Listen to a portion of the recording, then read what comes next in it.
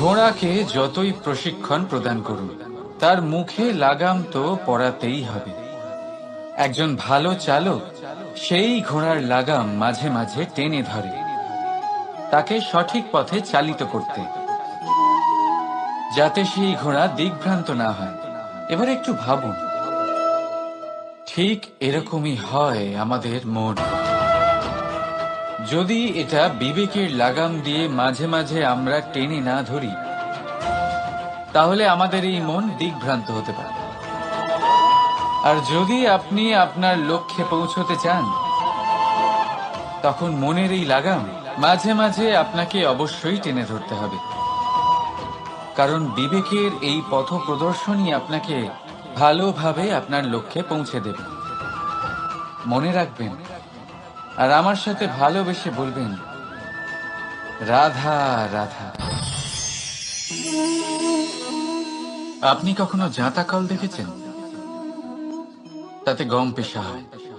গমকে এমন ভাবে পেষা হয় যাতে আমরা তা খেতে পারি, জীবিত থাকতে পারি।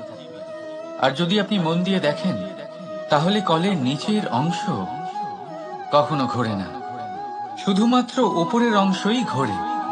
আর তবেই তা গম পিষতে পারে, আর তবেই রুটি তৈরি হতে পারে। কিন্তু ভেবে দেখুন, যদি কলের দুটো অংশই ঘুরতে থাকে, তাহলে কি হবে? তা গম পেশার বদলে একে অপরকে পিষে নিজেদের অস্তিত্ব শেষ করে দেবে। তাই জীবনে কোনো কাজ যখন মন আর মস্তিষ্ক মিশিয়ে করা হয়, তখনই তা সম্পন্ন হয়। কিন্তু যখন বিষয় হলো ভক্তির, তখন মস্তিষ্কের যুক্তির মৌন থাকা প্রয়োজন। আর যখন বিষয় হলো কর্ম আর ন্যায়, তখন মনের আবেগের মৌন থাকা প্রয়োজন। তাই মন আর মস্তিষ্কের এই সম্মিলনে সতর্ক থাকবেন। একসাথে অবশ্যই চলবে, কিন্তু একে অপরের বাধা যেন না হয়ে দাঁড়ায়। রাধা রাধা। আমি একটা এমন শব্দ যার অনেকগুলি মানে হয়, যার আসল অর্থ হল অহং। যদি আপনি কথা বলেন সৃষ্টির নির্মাণ নিয়ে, তাহলে আমি ব্রহ্মদেব হয়ে সৃষ্টির নির্মাণ করবে। যদি আপনি কথা বলেন প্রলয়ের, তাহলে সেই আমি মহাদেব হয়ে বিনাশ করবে। এই আমি সঙ্গতিপূর্ণ, কিন্তু শুধু ততক্ষণ যতক্ষণ আপনি এটা সবার সাথে ভাগ করছেন।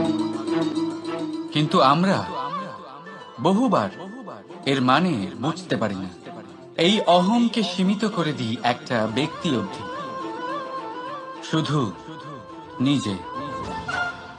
আর তখনই জেগে ওঠে অহংকার, যাতে প্রাধান্য পায় শুধুমাত্র আমি, আমরা নয়।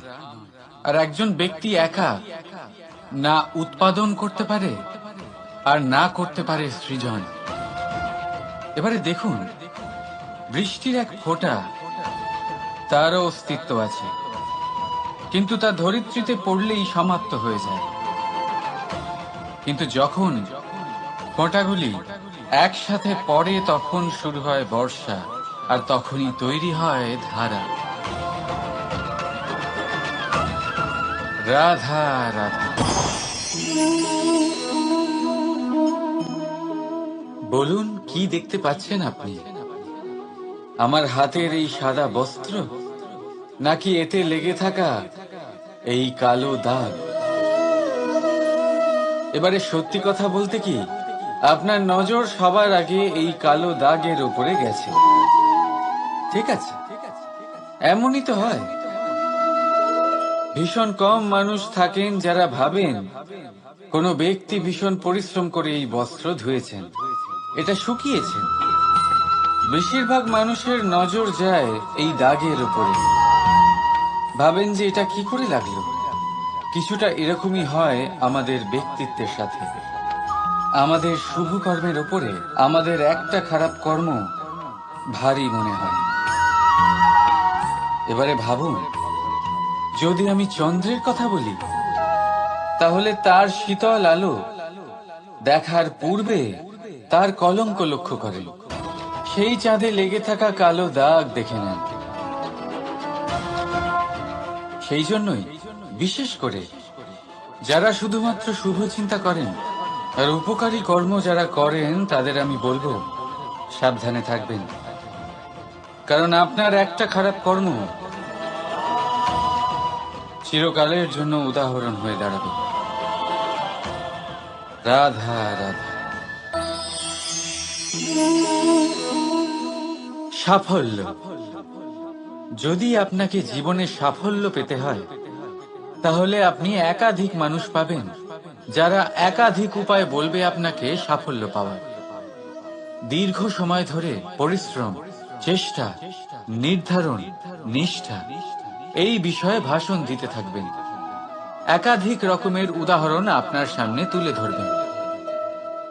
কিন্তু আমার এটা মনে হয়, আমরা কেন সেই বিষয়ে কথা বলি না যা মানুষকে অসফল করে তোলে? শুধু দুটো ব্যাপার অসফল হওয়া নিশ্চিত করে। শুধু দুই ধরনের মানুষ বেশিরভাগ অসফল হয়।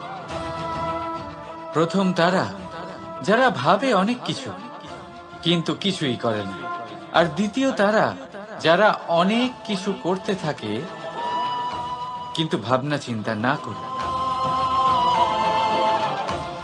ভাবনা আর কর্ম, এদের মাঝে সামঞ্জস্য রাখা খুব জরুরি। যদি এটা থাকে, তাহলে জীবনে কখনো অসফল হবেন না। রাধা রাধা। আপনি অনেককে এই কথা নিশ্চয়ই বলতে শুনেছেন, এই ব্যক্তির দৃষ্টিতে দম্ভ আছে, এই ব্যক্তির চোখের ওপর অহংকারের পর্দা পড়ে আছে, ইত্যাদি ইত্যাদি। চলুন আমি আপনাকে একটা প্রশ্ন করছি। আপনি দেখেন কি দিয়ে? দৃষ্টি দিয়ে নাকি দৃষ্টিভঙ্গির সাহায্যে? ভাবুন। চিন্তায় পড়ে গেলেন নিশ্চয় পরিচয়ের সাথে সাক্ষাৎ করা। উদাহরণ হিসেবে চন্দ্র। চন্দ্র আমরা সবাই দেখেছি। বহু মানুষ আছেন যাদের চন্দ্র অত্যন্ত সুন্দর লাগে। পাথরকে ভগবান ভেবে পুজো করবেন নাকি ভগবানকে পাথর ভেবে পরিত্যাগ করবেন? সিদ্ধান্ত আপনার। কিন্তু এই সিদ্ধান্ত নির্ভর করে আপনার দৃষ্টিভঙ্গির ওপর। তাই নিজের দৃষ্টিভঙ্গি শুভ রাখুন, নিজের দৃষ্টিভঙ্গিতে ভালোবাসা রাখুন, আর আনন্দে বলুন রাধা রাধা। বড় বড় রাজমহলে বড় বড় ইমারতের চূড়া কত সুন্দর হয়, কিন্তু আপনি কি কখনো এই বিষয়ে ভেবেছেন যে এই সুন্দর চূড়ায় পৌঁছতে গেলে আপনাকে পৃথিবীতে পা ফেলতেই হবে? সেই সুন্দর চূড়ায় পৌঁছে দীপ্তি পাওয়ার জন্য আপনাকে একটা কঠিন পথ অবলম্বন করতেই হবে।